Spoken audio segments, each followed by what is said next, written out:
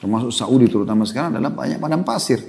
Tapi subhanallah dalam 10 tahun terakhir ini, itu selalu turun salju. Di hari-hari sekarang ini kita, baru 2 hari yang lalu saya temukan lagi cuplikannya bagaimana, dan itu tidak asing di medsos. Di Tabuk selalu turun salju, yang sebelumnya mungkin tidak seperti itu. Mengutus juga burung-burung yang mencengkram jasad-jasad Ya'juj lalu lempar di lautan. Seperti itu kurang lebih. Kemudian setelah itu ya terjadilah keamanan sampai Nabi Isa meninggal dunia.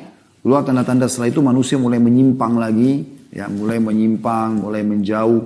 Maka keluarlah tanda-tanda ya, yang selanjutnya, yang keempat yaitu keluarnya dabbah, keluarlah hewan. Ya, hewan yang bisa, hewan melata yang bisa berbicara, yang membawa cap kata Nabi SAW, mengingatkan manusia agar mereka jangan sampai melanggar hukum Allah. Lalu dicaplah siapa yang beriman dan siapa yang kafir.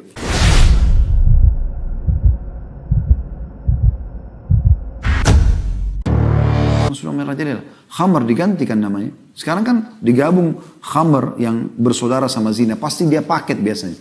Setelah mabuk zina, atau zina dengan mabuk. Ini dua hal yang sulit dipisahkan, seperti kembar gitu ya. Dan dosa ini rata-rata ya, seperti bersaudara, memanggil satu sama yang lain. Kalau sudah melakukan ini akan terjadi, ini akan terjadi, ini. Terus begitu. Tapi dua hal ini selalu ada. Anda lihat relevansinya, diskotik, ada khamar, ada wanita yang menawarkan jasa untuk zina. Karaoke, pasti ada wanitanya gitu kan, yang menawarkan begini. Tempat-tempat bar dan segala macam ini sama. Maka ini kayak satu paket teman-teman sekalian. Dan ini sudah disebutkan oleh Nabi SAW. Diubah sekarang menjadi julukan atau judul hiburan. Jadi bukan lagi dikatakan perzinahan. Hiburan. Sehingga akhirnya tidak masalah orang pakai jilbab pun untuk masuk di sana. Ya, laki-laki yang soleh pun masuk di sana dan segala macam hal. Allah musta'an. Ini termasuk tanda-tanda kiamat yang sudah nyata. Dan tanda hari kiamat juga kata Nabi SAW. Ya, bahwasanya banyaknya laki-laki menyerupai perempuan, perempuan menyerupai laki-laki. Bukankah di zaman kita seperti itu? Bahkan di zaman kita ini, ya, semoga Allah selamatkan kita, di beberapa negara dilegalkan pernikahan sesama jenis. Di Indonesia pun pada mau ikut-ikutan. Ya, diangkat LGBT dan segala macam, diangkat itu sebuah kebebasan publik. Padahal melawan fitrah. Allah sudah hancurkan kaum Lut karena mereka homoseksual. Dan juga dalam masalah lesbian, kata Nabi SAW, ya lesbian, praktek lesbian di antara wanita adalah zina di antara mereka. Tidak bisa. Ya. Kalau zina antara laki-laki sama perempuan dosa besar, ya itu hukumnya kalau belum nikah kepergok, dicambuk 100 kali, diasingkan setahun. Kalau sudah nikah dirajam, dilempar sampai mati. Tapi kalau orang homoseksual ini beda hukumannya. Kata Abdullah bin Umar atau Abdullah bin Abbas, kalau pelaku ini sodomi atau homoseksual ini, kalau kepergok dan ketahuan, dia dicari tempat tertinggi di sebuah kota itu, lalu didorong dari atas. Kemudian dilempar, dirajam dengan batu dari bawah. Sudah nikah atau belum nikah? Kalau zina, rajamin nanti kalau sudah nikah. Tapi ini tidak. Karena beratnya hukuman terhadap hal-hal tersebut. Tapi subhanallah, sekarang sudah dianggap seperti yang biasa. Bahkan sudah biasa orang, dianggap biasa sekali orang itu pacaran, pinggir jalan, pegang-pegangan, bukan halal suami istri, ciuman. Bahkan mereka berzina. Ya, di tempat-tempat umum, di kebun-kebun dan segala macam. Dan ini lebih parah kadang-kadang melakukannya di kuburan. Tempat yang harus dijadikan sebagai ibrah. Peringatan kata Nabi SAW, ziarahilah kubur karena mengingatkan hari akhirat. Mereka malah melakukan kemaksiatan di tempat-tempat haram seperti ini. Atau tempat-tempat yang harusnya dimuliakan, maka mereka lakukan perbuatan haram di situ. Ini semua termasuk tanda-tanda kiamat. Ya. Dan ada beberapa yang lain tentunya. Juga ada tanda-tanda kiamat yang kecil yang belum terlihat. Seperti kata Nabi SAW, tidak akan terjadi kiamat sampai kalian melihat dari sungai Furat keluar gunung emas. Walaupun sudah ada tanda-tanda yang terlihat di sebagian informasi yang ada di zaman kita sekarang. Juga termasuk yang belum terjadi adalah kembalinya Jazirah Arab, ya, dengan sungai-sungai, kebun-kebun. Ya. Sekarang kan yang kita tahu Jazirah Arab, termasuk Saudi terutama sekarang, adalah banyak padang pasir. Tapi subhanallah dalam 10 tahun terakhir ini, itu selalu turun salju. Di hari-hari sekarang ini kita, baru 2 hari yang lalu saya temukan lagi cuplikannya bagaimana, dan itu tidak asing di medsos. Di Tabuk selalu turun salju, yang sebelumnya mungkin tidak seperti itu. Dan sampai dijadikan sebagai bahan khutbah Jumat oleh para imam-imam haram. Bagaimana memperingatkan masalah ini. Kalau salju itu pada saat dia cair, dia akan membawa air yang sangat banyak. Dan itu bisa membuat subur. Dan beberapa titik Jazirah Arab sudah mulai kelihatan hijau. Dalam subhanallah 2-3 hari saja hujan, maka kita lihat padang pasir itu berubah menjadi hijau. Saya saksikan sendiri beberapa kali seperti itu ya. Maka ini termasuk tanda-tanda kiamat yang sudah nyata sebenarnya. Termasuk ada malhamah kubra, atau peperangan terjadi antara umat Islam dengan Bani Asfar, ya orang-orang non-Muslim Ya, dan pada saat itulah terakhir tanda-tanda hari kiamat karena di penutupan hadis tanda-tanda kiamat kecil maksudnya. Kata Nabi SAW pada saat muslimin sudah sampai ke Rum. Rum ini Allahu alam di mana posisinya, tapi kata Nabi SAW pasukan muslim akan sampai ke Rum. Dan pada saat itu iblis akan berubah menjadi manusia lalu mengatakan kepada kaum muslimin kalau Dajjal telah keluar di tengah-tengah kalian. Maka pada saat itu umat Islam umumnya sudah tahu itu tanda-tanda kiamat besar. Kalau Dajjal keluar, mereka pun bubar, mereka kembali kepada atau ke kota-kota dan negara mereka masing-masing. Pada saat mereka kembali ternyata mereka baru sadar itu berita bohong. Dan di saat itulah betul Dajjal akan keluar kata Nabi SAW. Maka keluarlah tanda-tanda kiamat besar. Dan tanda-tanda kiamat besar ini dikumpulkan oleh atau dikumpulkan dalam sebuah hadis yang sahih. Ada 10 hadis riwayat Imam Ahmad. Kata Nabi SAW, Inna sa'ata la takunu hatta takuna 10 ayat. Sebenarnya kiamat yang besar sekali, ya, hidupnya sangkakala, kemudian hancurnya semua planet-planet bertabrakan, semua akan hilang, ya, dan tersisa hanya Allah Subhanahu Wa Taala dan yang Allah inginkan dari surga dan penghuninya, dari bidadari, bidadara, pelayan semua itu mereka tutur yang Allah inginkan itu semua mungkin, ya, karena Allah mengatakan dalam ayat nanti akan kita bacakan ayatnya pada saat hidup sangkakala, maka semua yang di langit dan di bumi akan meninggal, hancur, kecuali yang Allah inginkan. 10 tanda-tanda itu disebutkan yang pertama adalah khasfun bil masyrik, wa khasfun bil maghrib, wa khasfun bi jaziratil Arab. Tentu di sini sebagian ulama mengatakan dalam hadis ini bukan urutannya ya, tapi disebutkan secara acak oleh Nabi SAW. Urutannya sebagian ulama mendahulukan Dajjal. Di sini disebutkan Dajjal yang ketiga. Di sini terjadi adalah 3 tanda kiamat sekaligus, terjadinya longsor besar di daerah timur bumi ini atau timur Jazirah Arab. Timurnya berarti Asia kita ya. Dari Irak, Iran, Rusia, Afghanistan sampai ke bawah Indonesia ini itu dikenal dengan timur Jazirah Arab. Kemudian akan terjadi longsor di barat Jazirah Arab, Afrika, benua yang besar. Kemudian juga akan terjadi longsor besar di Jazirah Arab. Ini 3. Longsor ini kata sebagian ulama sudah tidak bisa lagi ditutup karena besarnya. Kemudian yang keempat disebutkan dalam hadis ini, tapi sekali lagi bukan urutannya ya, karena dijelaskan oleh para ulama ada urutan sendiri. Kemudian dukhan, keluarnya kabut yang sangat besar, ya, kabut yang sangat besar yang menutupi mayoritas bumi ini. Kemudian disebutkan yang kelima adalah Dajjal, keluarnya Dajjal. Akan kita jelaskan insyaallah satu persatu poin ini biidznillah taala, mudah-mudahan ada waktu ya. Kemudian yang keenam adalah Dabbatul Ard. Keluarnya hewan melata di muka bumi, hewan tapi bisa bicara dengan bahasa manusia. Nanti juga akan kita jelaskan insya Allah. Kemudian yang ketujuh adalah Ya'juj dan Ma'juj. Keluarnya Ya'juj dan Ma'juj. Ya. Ini adalah 2 suku dari anak Adam yang diceritakan dalam surah Al-Kahfi. Dan Anda dianjurkan baca setiap malam Jumat atau hari Jumat surah Al-Kahfi. Dan mengenang kisah mereka. Bagaimana Raja Dzulqarnain itu menutup atau menyembunyikan mereka bukan menyembunyikan sebenarnya, lebih menghalang mereka di sisi sebuah gunung yang ditutup dengan beberapa besi yang dicairkan, ditaburi dengan cairan timah cair ya, sehingga menguatkan gunung tersebut dan tidak bisa ditembus oleh Ya'juj Ma'juj, tapi mereka akan keluar nanti di akhir zaman nanti. Yang ke-8 tulu'us syams min maghribiha, keluarnya terbitnya matahari dari tempat terbenamnya. Sekarang terbit dari timur, kalau terbenam di barat. Nanti akan terbalik di hari kiamat itu. Menjelang hari kiamat. Ya, kemudian yang ke-9 adalah narun takhruju min ka'ril adan. Ya. Tamurrun nasu wa tazulu tarhalun nas. Sampai situ ya. Artinya api yang akan keluar dari pusat kota Aden. Kota Aden ada di Yaman. Yang akan menggiring manusia. Dan yang ke-10 antara adalah nuzul Isa ibnu Maryam, ya, keluarnya atau turunnya Nabi Isa alaihissalam dari langit nanti akan memimpin di muka bumi. Baik teman-teman, ini kurang lebih ya, sebutan secara acak, tapi kalau ulama coba menyusun sesuai dengan riwayat-riwayat yang ada, maka mereka menyebutkan yang pertama dari 10 adalah keluarnya Dajjal. Karena disebutkan dalam hadis tentang peperangan muslimin dengan Bani Asfar atau orang-orang non-muslim ya, yang besar-besaran nanti perang besar. Bahkan kata Nabi SAW, karena akan melawan mereka dan mereka dibawa 80 bendera. Jadi sangat besar sekali perang tersebut dan umat Islam akan memenangkan peperangan. Pada saat mereka tiba di Rum, maka syaitan menjelma jadi manusia lalu mengingatkan Islam kalau Dajjal telah keluar di tengah-tengah mereka. Maka mereka pun kembali, itu tanda-tanda kiamat kecil terakhir. Ternyata Dajjal belum keluar, tapi pada saat itu Dajjal akan keluar. Dajjal diambil dari kata-kata Dajjala yang berarti kekacauan. Dan dia adalah dari anak Adam. Nabi SAW sebutkan cirinya cukup banyak, saya ringkaskan karena lihat waktu. Dahinya lebar dan rambutnya keriting. Ya, kemudian dia memiliki kulit yang agak cenderung kepada gelap, ya. Memiliki dada dan pundak yang lebar.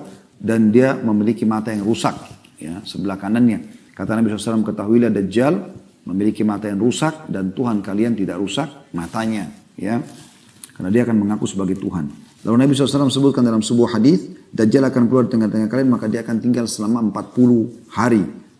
Maka 40 hari dalam riwayat dikatakan seharinya seperti setahun, seharinya seperti sebulan, seharinya seperti sepekan, hari-hari sisanya seperti hari-hari kalian. Jadi kalau setahun berarti 1 tahun. Ya, kita pegang misalnya lafaz Nabi SAW secara zahirnya begitu. Setahunnya kan 40 hari. Kalau kita kurangi 1 hari berarti sisa 39 hari. Setahun. Hari keduanya seperti sebulan. Itu sudah setahun sebulan. Hari ketiganya seperti sepekan. Berarti setahun sebulan sepekan. Kalau dikurangi 3 hari dari 40 hari sisa 37 hari. Ini sebulan sepekan tepatnya. Ya, 37 hari. Berarti setahun, 2 bulan, 2 pekan dia akan membuat kerusakan di muka bumi. Lalu kata Nabi SAW, tidak ada tempat pun di muka bumi kecuali dia akan lalui. Dan orang-orang yang dilewatin wilayahnya, ya, yang beriman padanya maka wilayahnya akan subur, mengaku dia sebagai Tuhan. Yang tidak mengaku dia sebagai Tuhan maka akan, ya, sulit, peceklik, akan susah hidup mereka. Ya. Dajjal terus saja mengelilingi muka bumi kecuali Mekah dan Madinah. Dia tidak bisa masuk. Kata Nabi SAW, dia akan tiba di Madinah dan dia akan mengajak pengikutnya naik ke atas sebuah gunung. Lalu dia menunjuk ke arah masjid Nabi SAW sekarang sambil mengatakan, apakah kalian lihat istana putih itu? Dan subhanallah di hari-hari kita sekarang Masjid Nabawi seperti istana putih. Kata Nabi SAW, kata Dajjal, dia mengatakan, apa kalian lihat istana putih itu? Kata mereka, iya. Kata Dajjal, itulah istana Muhammad yang aku tidak diizinkan untuk masuk ke dalamnya. Maka Dajjal tidak bisa masuk di Madinah. Dan ini kisah cukup panjang. Intinya, dia menyentakkan kakinya di sekitar kota Madinah, lalu terjadi gempa, keluarlah semua orang munafik dari kota Madinah menjadi pengikutnya. Sampai nanti akhirnya setelah selesai semua, tertinggal orang beriman, keluar seorang anak muda dari Madinah, lalu Dajjal menangkapnya, sambil mengatakan, aku adalah Tuhanmu. Maka anak muda itu mengatakan, kau adalah Dajjal. Karena Nabi SAW mengatakan semua orang mukmin akan bisa membaca di dahinya tertulis kafara atau kufur.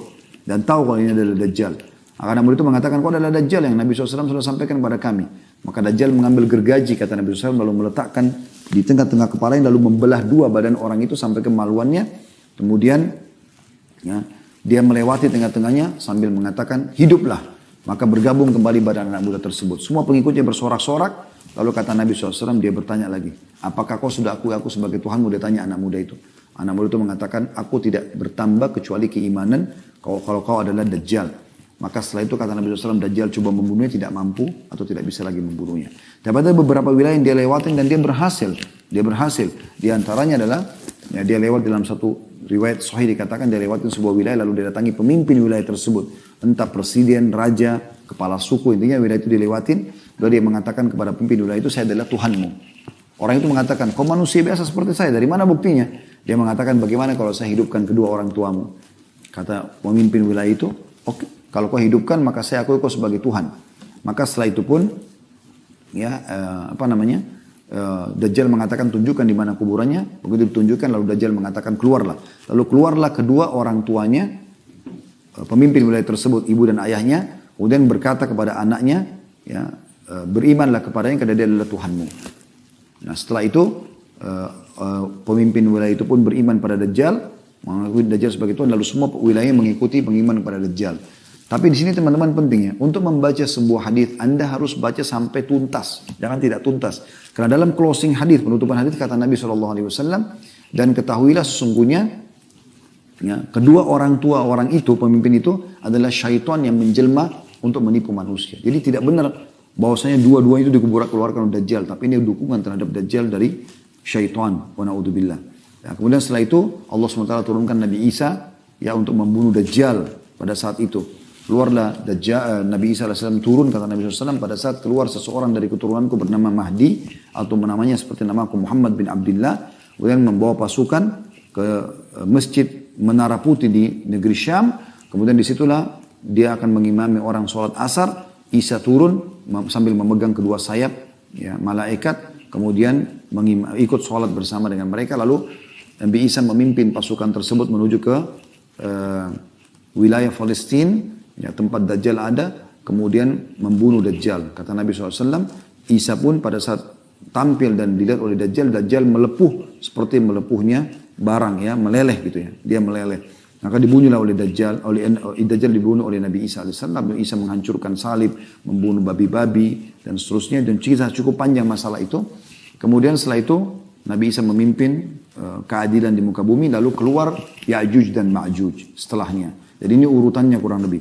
Ya'juj dan Ma'juj ini, dua suku akan keluar, kata Nabi SAW, Allah berfirman kepada Isa, hai Isa, ya, selamatkanlah dirimu ke gunung Tur di Palestina, ya, bersama pengikutmu, karena aku akan mengeluarkan hamba-hambaku yang tidak ada orang yang mampu melawannya. Maka mereka akan keluar Ya'juj Ma'juj itu, kemudian mereka akan membuat kerusakan di muka bumi. Ya'juj Ma'juj ini golongan tersendiri. Mereka manusia seperti kita, tapi mereka punya ciri-ciri sendiri yang mereka ini berbeda sama kita. Memang Allah SWT jadikan mereka sebagai cobaan. Mereka hidupnya semuanya kerusakan. Mereka membunuh siapapun yang selain mereka. Dan ciri salah seorang antara mereka akan meninggal dunia kalau memiliki 1000 anak. Baru dia tahu dirinya akan meninggal dunia. Saya pernah tanyakan kepada dosen kami pada saat mempelajari masalah tanda-tanda kiamat ini, apakah ada di antara manusia kayak seperti kita ini yang bergabung sama pasukan mereka? Maka beliau mengatakan tidak ada. Jadi itu dari mereka sendiri. Dan mereka, Allah izinkan untuk menyebar kerusakan di muka bumi. Mereka makan segala macam hal. Dan mereka saking besarnya fitnahnya, melempar anak panah mereka ke langit dan jatuh anak panah tersebut dengan ada darahnya. Allah menguji mereka. Maka mereka mengatakan, qatalna man fil ardi wa qatalna man fis sama. Kami telah membunuh semua yang di bumi dan kami telah membunuh yang di langit. Setelah itu Allah SWT mematikan mereka dengan satu kali, sekalian semua mati. Allah SWT keluarkan di leher mereka bagian belakang seekor binatang kecil yang membuat mereka mati seketika semuanya. Lalu Allah pun menurunkan hujan setelah itu membersihkan bumi dari mereka dengan mengutus juga burung-burung yang mencengkram jasad-jasad Ya'juj Ma'juj lalu lempar di lautan. Seperti itu kurang lebih. Dan setelah itu ya terjadilah keamanan sampai Nabi Isa meninggal dunia. Keluar tanda-tanda setelah itu manusia mulai menyimpang lagi, ya mulai menyimpang, mulai menjauh. Maka keluarlah tanda-tanda ya yang selanjutnya, yang keempat yaitu keluarnya dabbah, keluarlah hewan. Ya, hewan melata yang bisa berbicara, yang membawa cap, kata Nabi SAW, mengingatkan manusia agar mereka jangan sampai melanggar hukum Allah. Lalu dicaplah siapa yang beriman dan siapa yang kafir pada saat itu. Kemudian setelah itu keluarlah kabut, ya, yang mengumuni muka bumi ini. Itu yang kelima. Kemudian yang keenam, 7, 8 terjadi longsor besar, gitu ya, di 3 tempat, Jazirah Arab tadi, di timurnya dan di baratnya. Kemudian yang kesembilan, keluarnya api dari wilayah Aden. Dan sekarang ini di kota Aden sendiri di Yaman itu sudah ada tanda-tanda, ada beberapa titik wilayah yang memang sulit sekali orang hidup di atasnya karena panas sekali. Ditemukan ada api yang sangat besar, apakah itu gunung berapi atau sejenisnya. Yang jelas itu kuasa Allah SWT, tanda kiamat. Yang terakhir adalah terbitnya matahari dari barat, ya. Dan ini pada saat itu kata Nabi SAW, Allah akan menerima taubat hambanya selama belum terbit matahari dari barat. Ini tanda-tanda kiamat yang kurang lebih disebutkan yang terakhir, teman-teman sekalian. Baik, saya ingin sebenarnya kalau bahas masalah kiamat ini sangat panjang lebar, tapi saya ingin titik beratkan teman-teman sekalian 2 buah hadis yang lain atau 3 buah hadis tentang Nabi SAW. Kemudian coba kita closing dengan sedikit peringatan masalah keimanan, apa yang harus kita lakukan, teman-teman sekalian. Hadis Nabi SAW yang pertama adalah kata Nabi SAW, ayuhan nas, innakum mahsyuruna ila rabbikum hufatan uratan burla.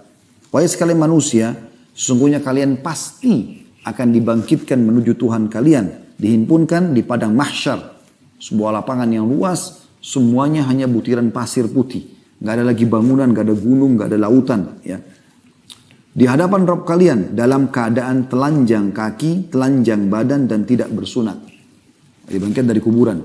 Tapi tentu nanti dalam hadis lain dijelaskan, kata Nabi SAW, awal yang akan dibukakan tanah sehingga dibangkitkan adalah aku. Ya, kemudian awal yang diberikan pakaian adalah Ibrahim alaihissalam. Jadi nanti orang-orang akan diberikan pakaian orang beriman dengan pakaian-pakaian yang bercahaya, orang-orang kafir dengan pakaian yang dari terra yang panas, api, dan terlihatlah perbedaan antara kedua kelompok ini tentunya. Ya. Kemudian kata Nabi SAW, ketahuilah bahwa sesungguhnya orang pertama yang diberi pakaian adalah Ibrahim AS, dan ketahuilah bahwa sesungguhnya nanti akan didatangkan beberapa orang dari umatku, lalu mereka diseret ya, ke sebelah kiri. Ala wa inna awwal khalqi yuksa Ibrahim AS, ala wa innahu sayuja'u birijal min ummati fayu'khadu bihim dhatat shimal. Fa'akulu, maka aku pun berkata, ya Rabbi, ashabi, wahai Tuhanku, itulah sahabat-sahabatku, aku sempat melihat mereka, mereka sempat beriman di masa aku hidup. Fayaqulu innaka la tadri ma ahdathu ba'dak. Maka dikata kepada Nabi SAW, sesungguhnya tidak, ya, engkau tidak tahu apa yang mereka lakukan setelah engkau meninggal dunia. Jadi menandakan Nabi SAW juga tidak tahu apa yang terjadi dengan umatnya, kecuali yang diinformasikan kepada beliau. Dan dimaksud juga di sini adalah mereka murtad, adalah orang-orang yang sempat masuk Islam di akhir-akhir hidup Nabi SAW dalam kondisi mereka hanya karena ketakutan dengan Islam, bukan karena keimanannya. Maka mereka banyak yang murtad setelah Nabi SAW meninggal. Ini diantara hadisnya tentunya yang menyebutkan bahwasanya kita akan dibangkitkan pada hari kiamat. Kemudian saya ingin sampaikan teman-teman sekalian, saya tidak jadi sampaikan 3-4 hadis karena melihat waktu ya. Tapi kita coba sampaikan apa yang harus kita lakukan sebenarnya teman-teman sekalian. Setelah kita mengetahui walaupun hanya beberapa saat tentang kiamat dari ayat-ayat Al-Quran, dari hadis-hadis Nabi SAW, sebagai orang muslim kita harus menyadari masalah ini. Dan juga tadi sudah kita jelaskan bagaimana manfaat mengimani tentang hari kiamat. Maka kita harus menjadi orang yang sadar dan engah. Perhatikan sabda Nabi SAW, La tazulu kadama abdin yawmal qiyamah hatta yus'alu an arba'ah. Tidak akan beranjak kaki seorang hamba pada hari kiamat sampai ditanya tentang 4. An umuri fima afnah. Tentang umurnya di mana dia habiskan. Umur ini berarti waktu. Waktumu di mana kau habiskan. Bermanfaat nggak? Dari manfaat ke manfaat yang lain. Minimal mubah. Minimal. Kalau ada yang kita sudah buang dalam hal kemaksiatan, segera taubat kepada Allah SWT. Mumpung masih diberi waktu. Bapak Ibu yang ikuti acara ini, saya pun termasuk diantaranya, ya. Dan teman-teman tim TUM juga yang mengurus, kita ini sedang diberikan bonus oleh Allah hari ini. Satu hari ini adalah hari yang sangat mahal. Esok hari kita tidak tahu. Semoga kita panjang umur, tapi kita tidak tahu teman-teman sekalian. Setiap saat kita bisa meninggal dunia. Setiap saat bisa datang malaikat maut. Dan hanya akan dikenang saja Anda. Beberapa saat juga kenangannya. Jadi misalnya saya duduk begini, tiba-tiba malaikat maut saya lihat di ujung ruangan. Bukan mendoakan diri, tapi bisa terjadi. Anda semua tidak lihat, saya lihat, lalu kemudian direngutlah nyawa saya seketika meninggal. Semoga insyaAllah husnul khatimah, meninggal. Jatuh. Orang kan hanya mengenang Khalid Basalamah pernah ceramah, selesai. Sehari, sebulan, setahun, habis itu orang sudah melupakan semua itu. Bahkan mungkin yang mendoakan anak, mungkin cucu, selebihnya Allahu alam. Apakah masih mendoakan? Sekarang Anda tanya diri Anda sendiri. Apakah Anda masih mengenang atau bahkan mendoakan kakek-kakek Anda? Generasi yang kesekian ke atas sana? Mungkin kita sudah lupakan mereka. Seperti itu. Maka kita harus beramal buat diri kita sendiri. Kita harus isi dengan hal yang bermanfaat. Maksimalkan. Kata sebagian salaf, masa lalumu sudah berlalu. Kalau kebaikan syukurilah. Kalau keburukan kau bertobat. Hari ini adalah harimu, maksimalkan. Dan hari esok sesuatu yang belum jelas. Maka kau hanya bisa membuat program. Kita tidak tahu. Kita berangan-angan insya Allah panjangkan umur. Tapi bisa mati seketika. Jangan terus-menerus selalu dengan kecantikan, dengan kegagahan, dengan kekayaan. Sehingga lupa bahwa akan ada hari kembali. Segera selamatkan diri. Dan yang bisa selamatkan adalah diri Anda sendiri. Itu penting. Lalu kata Nabi SAW. Wa'an ilmihi ma'amila bihi. Ilmunya. Apa yang dia kerjakan dengan ilmunya. Belajar ilmu. Ilmu agama atau ilmu bermanfaat. Kalau dia belajar ilmu yang tidak bermanfaat seperti misalnya sihir dan segala macam, ini lebih parah ini. Ilmu agama aja akan ditanya, kau sudah praktekkan belum? Sudah ajarin belum? Semua itu Allah kasih kesempatan kita untuk belajar agar kita mengajarkan kepada orang lain. Ilmunya akan ditanya. Kemana? Ya, kan? Ada orang subhanallah mau masuk surga sendiri. Belajar hanya dia sendiri. Dia tidak ajarin kepada orang lain. Bagaimana bisa? Padahal Allah berikan kesempatan kita untuk melipat gandakan pahala dengan mengajarkan kepada orang. Bahkan kata Nabi SAW, Allah subhanahu wa ta'ala di langit sana, ya, seluruh penghuni langit, seluruh penghuni bumi termasuk semut di lubangnya dan ikan-ikan yang ada di lautan, semua memohon ampun pada pengajar kebaikan. Akhi, ajarin orang sebuah hadis, sampaikan sebuah wasiat, kirimkan sebuah pesan di WA, di grup, di medsos, pajang status yang baik-baik yang mengingatkan orang masalah kebaikan. Saya pernah mengirim sebuah hadis yang saya share di kontak saya, hadis sudah umum. Man kana akhiru kalami la ilaha illallah dakhala jannah. Siapa yang akhir kalimatnya la ilaha illallah masuk ke dalam surga. Dan karena setiap hari saya kadang-kadang kirim sesuatu, ya. Pada saat Allah berikan kemudahan. Pada saat itu masih ada BBM yang beberapa waktu tahun yang lalu. Masih lebih banyak dipakai BBM pada saat itu daripada WA. Maka subhanallah beberapa hari kemudian ada seorang ustaz, teman sahabat dekat saya. Dia cerita sama saya, dia bilang, antum tahu nggak beberapa hari lalu waktu antum kirimkan hadis tentang kalimat la ilaha illallah itu. Terus saya bilang, iya, ingat. Berpapasan waktu antum kirim itu dan ana buka handphone, mertua ana lagi sakarat, dia bilang. Mertua lagi sakarat. Dan ana belum sempat mentalkinnya. Membaca itu jadi ana mentalkinnya. Subhanallah. Saya tiba-tiba berpikir, mungkin kita anggap remeh, tanda kutip hadis seperti ini. Oh, mungkin orang semua sudah tahu. Ternyata ada di antara orang yang kita kirimkan mendapatkan manfaat. Ya, Allah bisa menyelipkan pahala buat kita karena kita mengirim kepada dia dan dia amalkan, mentalkin mertuanya pada saat itu. Mungkin dengan itu Allah selamatkan ke surga. Jangan pernah anggap remeh sebuah kebaikan. Ajarkan yang sudah kita ketahui, merasa pedulilah dan semua pelanggaran yang terjadi depan mata kita bagi orang lain adalah kesempatan kita berbuat amal saleh. Kalau semua orang sudah berbuat kebaikan, kita mau dapat pahala dari siapa? Justru pelanggaran orang lain kesempatan kita perbaikin untuk kita mendapatkan pahala dari mereka. Ya ibu-ibu melihat orang teman-temannya belum pakai jilbab, dakwahi mereka, jangan diam. Belum punya ilmunya, baca. Google sekarang di handphone kita, handphonenya sudah seperti perpustakaan berjalan. Tinggal Anda baca, tinggal ketik, ya keutamaan menutup aurat atau ancaman membuka aurat misalnya. Anda bisa pelajari semua itu. Ya. Ini hal yang luar biasa yang harus kita lakukan. Dakwahi orang-orang yang belum faham masalah sholat dan yang lainnya. Kemudian dikatakan yang ketiga, wa an malihi min aina iktasaba wa fima anfaqa. Dan hartanya dari mana dia datangkan dan kemana dia keluarkan. Itulah. Khusus harta kata ulama dua hal. Sumbernya dari mana, dikeluarkan kemana. Ini penting untuk digarisbawahi. Karena kita semua umumnya mencari rezeki dari Allah, di jalan Allah Subhanahu Wa Taala. Maka kita perlu pelajari teman-teman. Manusia ada 4 golongan dalam masalah harta. Ada orang yang orang ini, ya, dia terbaik. Dia memiliki sumber yang halal dan dia keluarkan pada yang halal. Sumber halal ke tempat yang halal.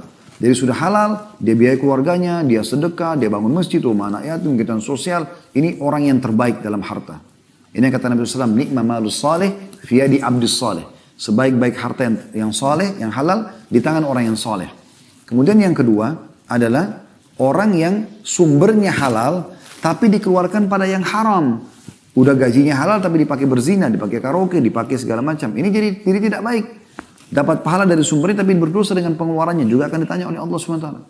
Yang ketiga terbalik, sumbernya tidak baik, haram, korupsi, manipulasi segala macam, dikeluarkan pada yang halal, diumrahkan orang, bangun masjid tapi dari uang haram. Ini tidak bisa, ini menambah dosa buat dia, tidak akan bermanfaat. Ya, karena kata Nabi SAW, Inna Allah tayyibun la iqbalu illa tayyibah. Allah suci bersih, tidak terima kecuali yang suci dan bersih.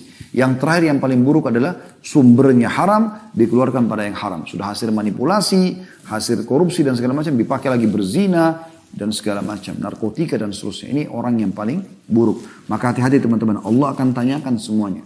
Makanya harus sumbernya halal, keluar pada yang haram, yang halal juga. Banyak harta nggak ada masalah, malah itu bagian daripada hal yang baik. Ya. Kita bisa membangun masjid, rumah anak yatim, kita bisa membiayai dai, kita bisa menyebarkan Quran. Dengan harta kita banyak bisa meraih surga. Ya. Kata Allah SWT, Inna Allah ishtara minal mu'mina amwalahum wa anfusahum bi anna lahumul jannah. Allah memberi dari orang mukmin jiwa dan harta mereka dibalas dengan surga. Yang terakhir, wa an jasadihi fima ablah. Dan tentang jasadnya di mana dia gunakan. Jasadnya. Allah berikan kita jasad ini, kekuatan, kesehatan, ya, kelebihan segala macam, fasilitas yang luar biasa. Jangan disalahgunakan. Jangan gunakan dalam kemaksiatan, ya, kezaliman. Gunakan dalam ketaatan-ketaatan kepada Allah Subhanahu wa taala. Hadis sahih riwayat Tirmidzi nomor 2417.